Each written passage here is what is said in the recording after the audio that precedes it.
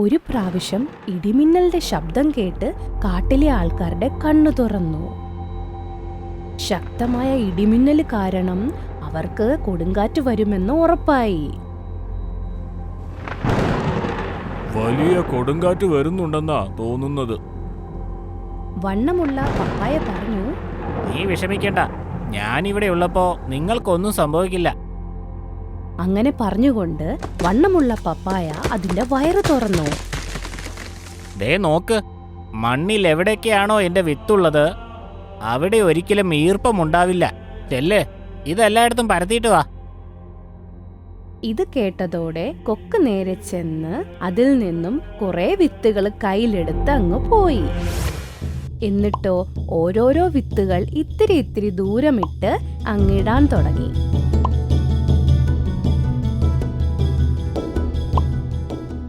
അങ്ങനെ ചെയ്ത് കാട് മുഴുവനുമായിട്ട് അവൻ ആ വിത്തുകൾ കൊണ്ട് നിറച്ചു.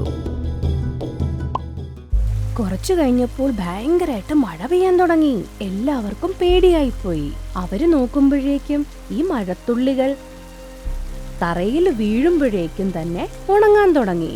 ഇത് കണ്ടപ്പോ എല്ലാ മൃഗങ്ങൾക്കും ഭയങ്കരമായി സന്തോഷം തോന്നി. എന്നിട്ട് ആ മഴയിൽ അവര് കുളിച്ചു. കാട്ടിലെ വേറൊരു ഭാഗത്ത് മൃഗങ്ങൾക്കാണെങ്കിൽ പ്രശ്നവും തുടങ്ങി. ടീനുക്കിളിയുടെ കുഞ്ഞു വാവ, അതിനാണെങ്കിൽ സംസാരിക്കാൻ പോലും ആയിട്ടില്ല. അതതിന്റെ കൂടിലിരിക്കുകയായിരുന്നു. എന്റെ ഈശ്വര, കാട്ടിലാണെങ്കിൽ വെള്ളം നിറഞ്ഞു തുടങ്ങി. നല്ല കാറ്റ് കാരണം അങ്ങാനെ ഈ മരം താഴത്തോട്ട് വീണ ഒഴുകി പോവൂലേ? കുരങ്ങൻ ചേട്ടനാണെങ്കിൽ ഇവിടെ ഒന്നും കാണുന്നത് പോലും ഇല്ല. ഇനി ഞാൻ എന്താ ചെയ്യണ്ടേ?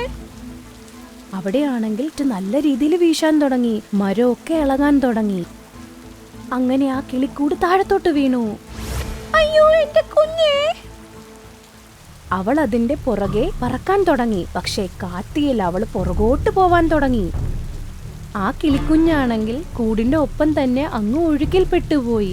ആ പാവത്തിന് സംസാരിക്കാൻ പോലും അറിയില്ലായിരുന്നു. അവൾക്കാണെങ്കിൽ ഈ മഴ കണ്ടപ്പോൾ ഒരു കളിയായാണ് തോന്നിയത്. എത്രയോ ദൂരം അത് പോയി. അമ്മ കിളി കരഞ്ഞു കരഞ്ഞു വല്ലാണ്ടായി. അവളാണെങ്കിൽ ആ കാറ്റ് നിൽക്കാനായി കാത്തിരുന്നു. ഇപ്പുറത്താണെങ്കിൽ കുഞ്ഞിക്കിളി ഒരു നദിയുടെ അടുത്തെത്തി. ആ നദിയുടെ അപ്പുറത്ത് വണ്ണമുള്ള പപ്പായയുടെ സ്ഥലമായിരുന്നു. നല്ല മഴയുണ്ടായിരുന്നു. പക്ഷെ ഭൂമിയിൽ വെള്ളം വറ്റിക്കൊണ്ടേയിരുന്നു. ചെല്ല്, നിങ്ങൾ ആസ്വദിച്ച് കുളിച്ചോളൂ. ഞാൻ പോയി കുറച്ച് വെള്ളം കുടിച്ചിട്ട് വരാം. പെട്ടെന്ന് വരണേ. കൊക്ക് അവിടെ വെള്ളം കുടിക്കാനായിട്ട് നദിയുടെ അടുത്ത് വന്നു. അപ്പോഴാണ് കണ്ടത് ഒരു കുഞ്ഞിക്കിളി വെള്ളച്ചാട്ടത്തിന്റെ വക്കിലെത്താറായെന്ന്. അയ്യോ ദൈവമേ! അവൻ പെട്ടെന്ന് തന്നെ കുഞ്ഞിക്കിളിയുടെ അടുത്തെത്തി അവന്റെ 2 കൈ കൊണ്ടും ആ കുഞ്ഞിക്കിളിയെ കൊണ്ട് പറന്നു. ശൂന്യമായ കിളിക്കൂട് ആ വെള്ളത്തിൽ നിന്ന് നേരെ താഴത്തോട്ട് പോയി. കൊക്കാണെങ്കിൽ ആ കുഞ്ഞിക്കിളീനെയും കൊണ്ട് അവന്റെ കൂട്ടുകാരുടെ അടുത്തെത്തി. അവിടെയാണെങ്കിൽ എല്ലാവരും മഴ നനഞ്ഞോണ്ടിരിക്കുകയായിരുന്നു. അതെ കൊക്കേ, ഈ കുഞ്ഞിന് നിനക്ക് എവിടെ നിന്നാ കിട്ടിയത്? എന്ത് ക്യൂട്ടാണിത്! കുഞ്ഞിനാണെങ്കിൽ എല്ലാവരെയും കണ്ടപ്പോൾ അതിശയം തോന്നി. ഇതിനു മുമ്പൊന്നും ഇതുപോലത്തെ മൃഗങ്ങളെ കണ്ടിട്ടില്ലല്ലോ. ഇത് നദിയിൽ ഒഴുകുകയായിരുന്നു. വെള്ളച്ചാട്ടത്തിനടുത്ത് എത്താറായിരുന്നു. എന്തോ ഭാഗ്യത്തിന് ഞാൻ അവിടെ എത്തി. ഞാൻ അവിടെ നിന്ന് അവനെ രക്ഷിച്ചു. ഇനി ഞാൻ ഇവനെ എന്റെ മകനെ പോലെ സംരക്ഷിക്കും. എല്ലാ മൃഗങ്ങൾക്കും കൊക്കിന്റെ ഈ തീരുമാനം കൊണ്ട് ഭയങ്കര സന്തോഷം തോന്നി. കൊക്കാണെങ്കിൽ അതിനെ ഭയങ്കരമായിട്ട് സ്നേഹിച്ചു. അങ്ങനെ കുറച്ചു ദിവസം കഴിഞ്ഞപ്പോൾ കുഞ്ഞ് സംസാരിക്കാൻ തുടങ്ങി. കൊക്കാണെങ്കിൽ അതിന്റെ പേര് മുന്നു എന്ന് വെച്ചു. ഒരു ദിവസം മുന്നും കൊക്കും വണ്ണമുള്ള പപ്പായയുടെ തണലിരിക്കുകയായിരുന്നു. അപ്പോഴാണ് മുന്നു ഒരു കിളീനെ കാണുന്നത്. അതാണെങ്കിൽ അവളെ പോലെ തന്നെ കാണാനുമുണ്ട്, പറക്കുന്നുമുണ്ടായിരുന്നു. ടീ ടീ ടീ എന്ന് പറഞ്ഞുകൊണ്ട് കൊക്കിന്റെ മടിയിൽ നിന്നും പറന്നുപോയി.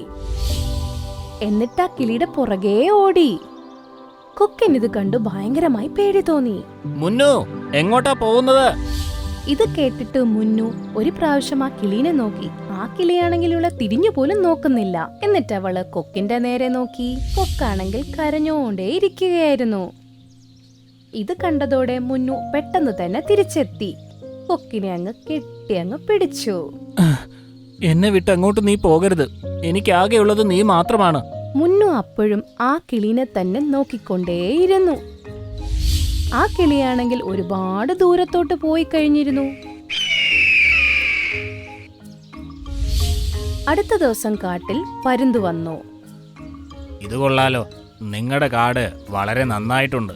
ഇവിടുത്തെ മണ്ണ് പൂർണ്ണമായും വരണ്ടതാണ്. ഞങ്ങളുടെ കാടിപ്പോൾ ആകെ വെള്ളപ്പൊക്കത്തിൽ നിറഞ്ഞിരിക്കുകയാണ്. എല്ലാ മൃഗങ്ങളും കാട് ഉപേക്ഷിച്ച് പോകാനിരിക്കുകയാണ്. അല്ല, ഇതെങ്ങനെ സംഭവിച്ചു? ഞാനിപ്പോൾ തന്നെ നിങ്ങളുടെ കൂടെ വന്ന് കാടിൻ്റെ പ്രശ്നങ്ങൾ പരിഹരിക്കാം.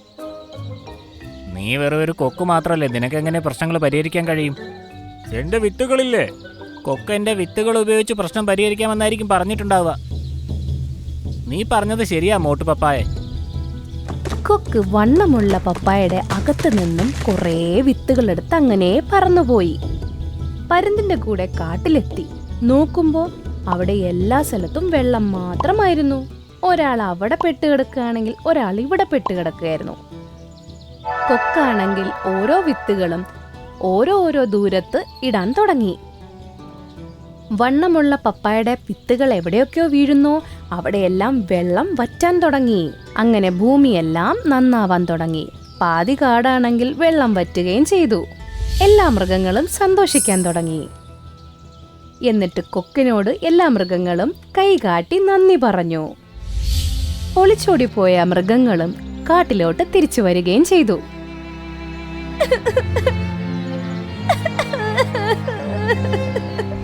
അപ്പോഴാണ് കൊക്കിന് ആരോ കരയുന്ന ശബ്ദം കേട്ടത്. അവൻ നോക്കുമ്പോൾ ഒരു മരത്തിന്റെ മേളിലൊരു കിളി ഇരുന്ന് കരഞ്ഞുകൊണ്ടിരിക്കുന്നതായിട്ട്. കൊക്ക് ആ കിളിയുടെ അടുത്ത് പോയി. അപ്പോഴാണ് കാണുന്നത് മുന്നൂനെ പോലെ തന്നെ ഇരിക്കുന്നുണ്ടല്ലോ എന്ന്. എന്തു പറ്റി കിളി? ഞാനിപ്പോൾ ഈ വനത്തിലെ വെള്ളപ്പൊക്കമെല്ലാം മാറ്റിയില്ലേ, പിന്നെന്തിനാ നീ കരയുന്നത്? കാട്ടിലെ വെള്ളപ്പൊക്കമൊക്കെ നീ കളഞ്ഞു, പക്ഷെ എന്റെ ജീവിതത്തിലെ പ്രശ്നമൊന്നും നീ കളഞ്ഞിട്ടില്ല കൊക്കെ. കൊക്കെ, എന്റെ കുഞ്ഞാണെങ്കിൽ വെള്ളപ്പൊക്കത്തിൽ ഒഴുകിപ്പോയതാ. ഇതുവരെ കണ്ടിട്ടില്ല ഞാൻ. അറിയില്ല ഇപ്പൊ എവിടെയായിരിക്കുമെന്ന്. ജീവനോടെ ഉണ്ടോ മരിച്ചോ എന്നൊന്നും അറിയില്ല. എനിക്കാണെങ്കിൽ വേറെ ആരുമേ ഇല്ല. ശരിക്കും പറഞ്ഞാൽ കൊക്കിന് മുന്നൂനോട് ഭയങ്കര സ്നേഹമായിരുന്നു. പക്ഷെ അമ്മക്കിളിയുടെ കണ്ണിൽ കണ്ണുനീര് കണ്ടപ്പോൾ അവന് സഹിച്ചില്ല. ഞാൻ നിങ്ങളുടെ കുഞ്ഞിനെ കണ്ടിട്ടുണ്ട്. അവനിപ്പോൾ സംസാരിക്കാനും തുടങ്ങിയിരിക്കുന്നു.